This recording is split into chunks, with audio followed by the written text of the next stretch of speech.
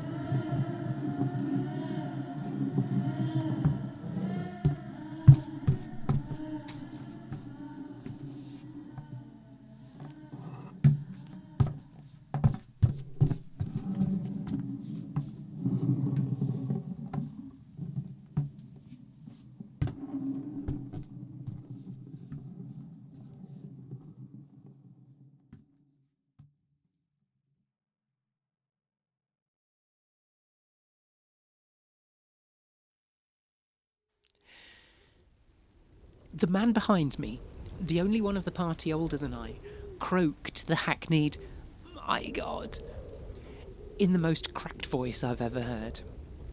Of 7 cultivated men, only Sir William Brinton retained his composure. A thing more to his credit because he led the party and must have seen the sight first. It was a twilit grotto of enormous height, stretching away further than any eye could see. A subterraneous world of limitless mystery and horrible suggestion. There were buildings and other architectural remains. In one terrified glance, I saw a weird pattern of tumuli, a savage circle of monoliths, a low-domed Roman ruin, a sprawling Saxon pile, and an early English edifice of wood. But all these were dwarfed by the ghoulish spectacle presented by the general surface of the ground. For yards about the steps extended an insane tangle of human bones, or bones at least as human as those on the steps. Like a foamy sea they stretched, some fallen apart, but others wholly or partly articulated as skeletons. These latter, invariably in postures of demonic frenzy, either fighting off some menace or clutching other forms with cannibal intent. Through all this horror, my cat stalked, unperturbed. Once I saw him monstrously perched atop a mountain of bones, and wondered at the secrets that might lie behind his yellow eyes. Once my foot slipped near a horribly yawning brink, and I had a moment of ecstatic fear. I must have been musing for a long time, for I could not see any of the party but the plump Captain Norris. Then there came a sound from that inky, boundless farther distance that I thought I knew, and I saw my old black cat dart past me like a winged Egyptian god, straight into the illimitable gulf of the unknown. But I was not far behind, for there was no doubt after another second it was the eldritch scurrying of those fiend-born rats, always questing for new horrors and determined to lead me on. My searchlight expired, but still I ran. I heard voices and yowls and echoes, but above all, there gently rose that impious, insidious scurrying. Something bumped into me, something soft and plump. It must have been the rats, the vicious, gelatinous, ravenous army that feast on the dead and the living. Why shouldn't rats eat a Delapour, as a Delapour eats forbidden things? The war ate my boy, damn them all, and the Yanks ate Carfax with the flames and burnt grandsire Delapour and the secret. No, I tell you, I am not that demon swineherd in the Twilit Grotto. It was not Edward Norris's fat face on that flabby fungus thing. Who says I'm a Delapour? He lived, but my boy died. Shall a Norris hold the lands of a Delapour? It's voodoo, I tell you, that spotted snake. Curse you, Thornton, I'll teach you to faint at what my family do. Sblood, thou stinkard, I'll learn ye how to gust. Wold ye swink me thilk wees? Magna Mater, Magna Mater. Artis, dia ad agades, ad aedan. Argas, bastonachot. Donas, dolas ort. Argus liatsar.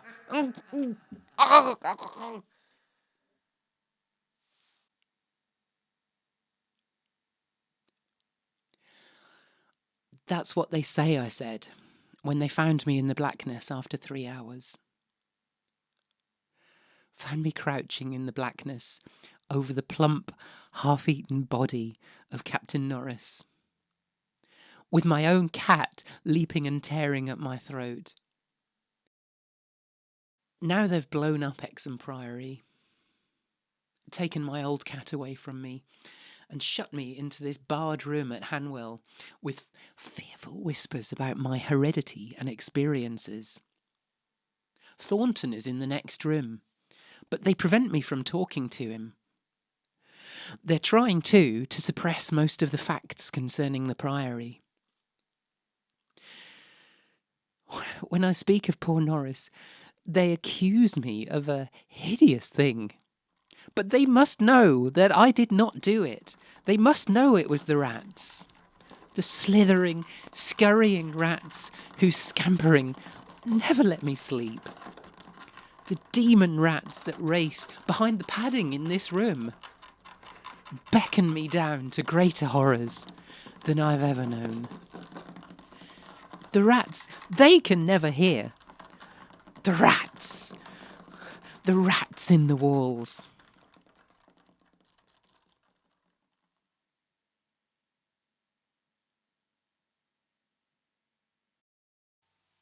It's Wednesday night, so this looks like a stormy night, maybe with some kind of sharp sound going on there. This is somebody singing, possibly. And by coincidence, I happened to see a tutorial this week about making very creepy sounds by multi-layering vocals to make dissonance. I wanted to try that, and that's just what this looks like to me.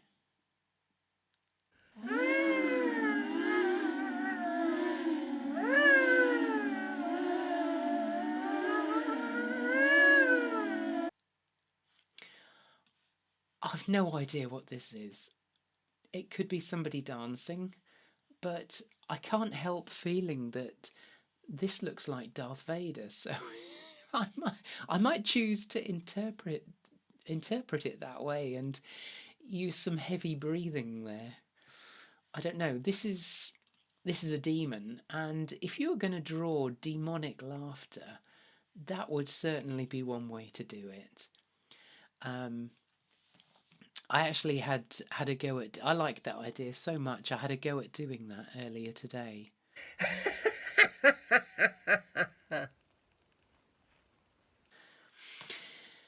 This looks like some objects falling to the floor and making a clattering noise. These are marbles or ball bearings or something rolling along a floor.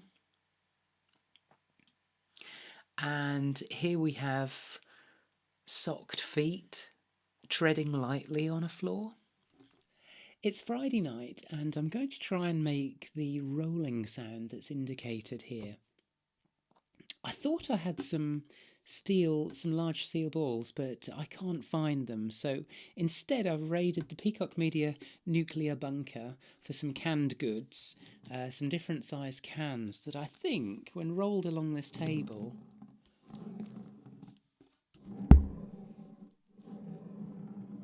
will make the sound that we need. Let's see.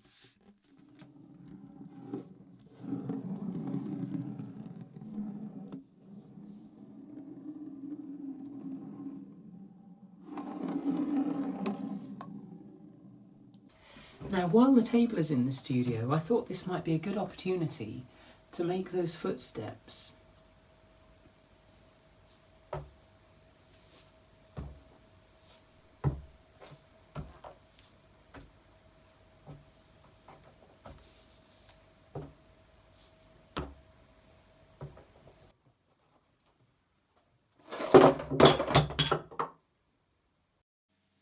It's Saturday night.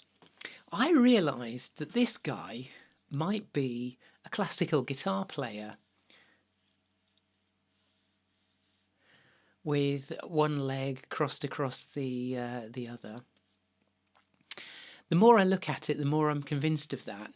I had been thinking that this piece needs some tuned instrumentation rather than just sound effects.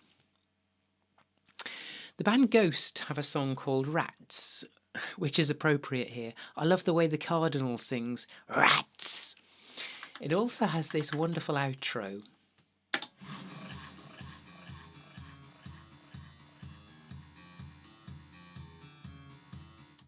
First on harpsichord and then the guitars join in. I think that harpsichord sounds close to a classical guitar, certainly closer to a classical guitar than my electric guitar. And it's more creepy than a classical guitar. So I've transcribed that harpsichord part in Logic.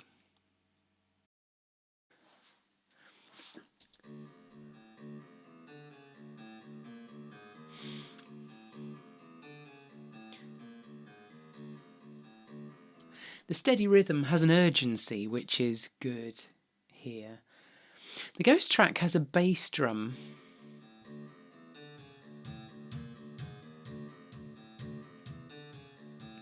I'm not sure whether to use that. I'll probably not use it for the graphic score, but I might use it for the spoken word piece.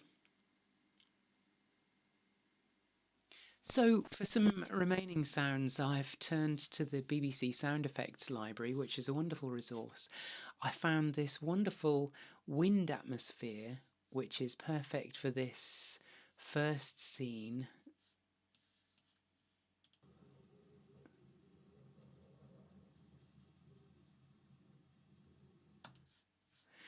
And then also from the sound effects library, this is for the story, not the graphic score.